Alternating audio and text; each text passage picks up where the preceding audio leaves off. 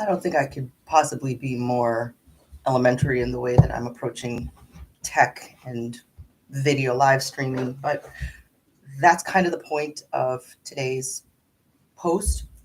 Is I'm really new at this, and I'm not going to get experience by not doing it. I just kind of have to do it. I am in my 40s. I am not a young, I'm not a spring chicken.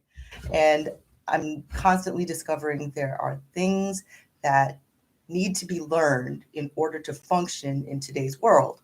And um, the key I'm discovering is to let go of just preconceived ideas and embrace what's new and um, discover that the world itself is an entirely new place. So if I want to succeed here and also to em- empower others towards success, sometimes you have to get ready to adapt. And I am so grateful to the amazing Dave Grohl and the Foo Fighters for constantly bringing that freshness constantly. For those of you who are not Foo Fighters fans, um, I invite you to give it a try. Just listen to their music. I mean, the thing is that this is a band that's been around for decades, and they are still churning out fresh material. Um, and the song that was playing just now is one example of the ideas that are expressed musically and I'm that are so important to not just people my age but to everybody. And I'm gonna start. I'm gonna talk about a story. I don't want to go too long here, but one of my most I'm going to talk about what's sort of an unintentional life changing moment that happened years and years ago. And of course, if you've looked at my blog or if you've seen previous videos, you know so much of what I'm doing here is inspired by my brother Abe. And this story is kind of about him. When I was in college, um, I was dating this guy who um, was a born and bred in Barbados. He was a just a fresh island guy. Um, and we were getting pretty serious. And what happened, what evolved was that there was disapproval from the parental angle because he was black. And it was a little bit strange, unexpected, and jarring for me to realize that I was looking at racism, in such close quarters. Um, and I remember sitting with my brother, kind of processing this realization and feeling really disturbed, really angry. And Abe, I remember distinctly, we were sitting on my bed in my bedroom, sort of talking this out. And what he said to me is something I wish I could remember verbatim how he said this, but the idea, all right, that he presented to me is no matter what the circumstances around you are, no matter how many influences you want to pin your behavior on. In other words, you can blame anyone and anything, including dad and whatever you think that is triggering in you. But at the end of the day, your behavior, your choices, your decisions belong to you. You have to take ownership. Um, and that phrase, that moment, that idea has echoed in my mind ever since. And I was in college at the time. And so um, it's, it continues to echo for me because I feel like this is something that we each as individuals encounter in our lives every single day. Um, there are moments that feel really unfair, uncomfortable, and it's reflexive. first instinct is usually to try to point out some sort of reason, to blame, to complain. We just don't want to believe that we're bad enough to have caused the discomfort that we're experiencing ourselves. And because of that specific moment, sitting on my bed talking with my older brother, um, I every single time I have that reflex, because I still have that reflex. It's the first initial instinct. I will talk about why at some point over the course of this uh, vlog, podcast, whatever I'm doing, and but I that reflex has been reframed for me. Um, because every time I want to blame something, I remind myself, at the end of the day, what you decide to do is on you. That's me talking to myself.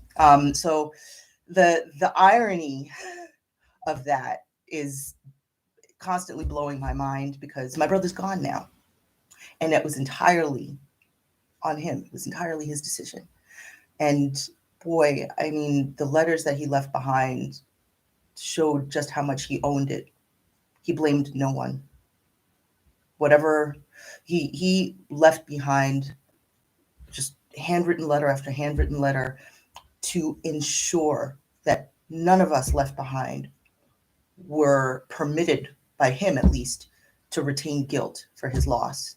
And I've never seen, I've never heard about a suicide like that.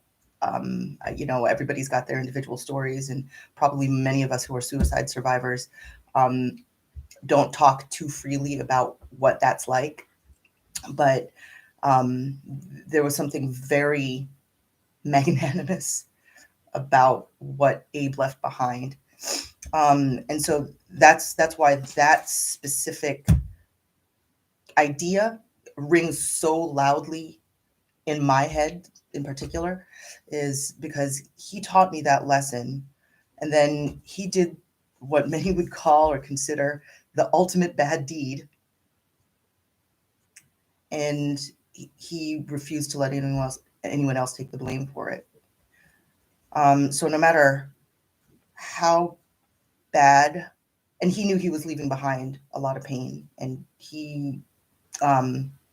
these are details that are, it's just too, I would have to write a book to really, express these details with the proper like depth and color. But he requested, one of his letters was very clear that he wanted me to be the one to set up his memorial so that everyone could grieve in the way that they most needed, which was a fascinating challenge. And I still am challenged with it. But the one thing, I know I'm rambling now, but the one thing that I kind of came away with, because it's not the first time that I had experienced premature death in very close, in people who were very close to me, I had already framed this notion that my job in the wake of this loss was to take care of the living, and the living includes me.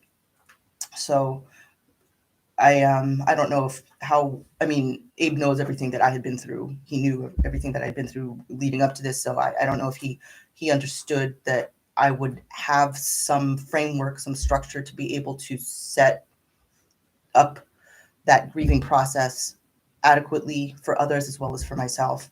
Obviously, I'm talking about it without a whole lot of emotion right now, and it was a lot more emotional at the time. I've kind of relived all of these events many, many times, so that it's all settled in now. I don't trigger every single time I review it, because it lives in my head every single day for years now. It's been 6 years since I lost him. But apparently he trusted me to know how to take care of the living, including me. And that's a responsibility that I still own. And so I guess my process of learning to walk again has been very slow, very meticulous. That's kind of how I operate. And here I am years after the fact trying to contrive a method for coping with whatever your trauma is today by by presenting the framework that I have put so much time, effort, soul, heart, blood, sweat, tears into building for myself. And I had to start with me. So that's a really long winded presentation for today, but I'm coming at you authentic. That's generally how this is going to go. If you're moved or impressed or anything, if any of this seems to ring for you, and or if you know anybody who needs to hear it, please like, please share, please subscribe to the channel, all of that stuff, because the stuff that we'll be talking about going forward is this from so many different dimensions. Like I said, there's the artistic approach, there's the scientific theoretical approach, and all of that's still to come. So thank you for joining me or not joining me. I love having 0 viewers because I just get real and I just ramble. Maybe this will impact somebody someday. You never know. Have a good one.